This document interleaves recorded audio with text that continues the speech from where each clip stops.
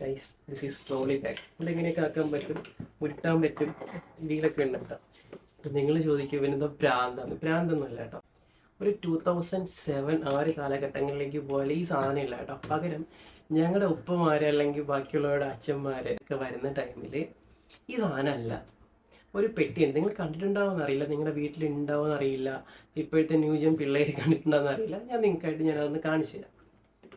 Number ലോക്കും കാര്യങ്ങളൊക്കെ ഉണ്ട് കേട്ടോ. ഇതാണ് ആ പെട്ടി.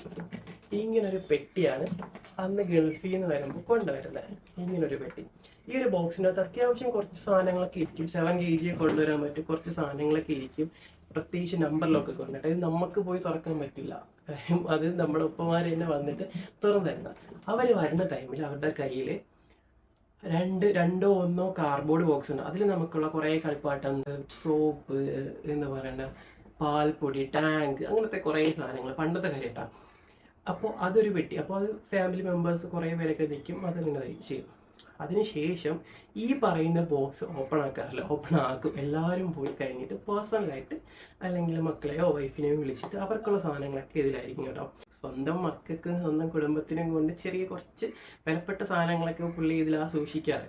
ഇപ്പോൾ നിങ്ങളുടെ വീട്ടിൽ നിങ്ങളുടെ ഉപ്പമാര് അച്ഛന്മാരൊക്കെ ഇങ്ങനെയൊക്കെ കൊണ്ടുവന്നിട്ടുണ്ടെങ്കിൽ ജസ്റ്റ് ഒന്ന് കമൻറ്റ് ചെയ്ത്, നിങ്ങളുടെ വീട്ടിൽ ഇതുപോലൊരു പെട്ടി ഉണ്ടെങ്കിൽ ജസ്റ്റ് ഒന്ന് കമൻറ്റ് ചെയ്യണം കേട്ടോ. ഓക്കെ, ഞാൻ ജസ്റ്റ് നിങ്ങളുടെ മുന്നിൽ ജസ്റ്റ് ഒന്ന് ഷെയർ ചെയ്തതേ ഉള്ളൂ.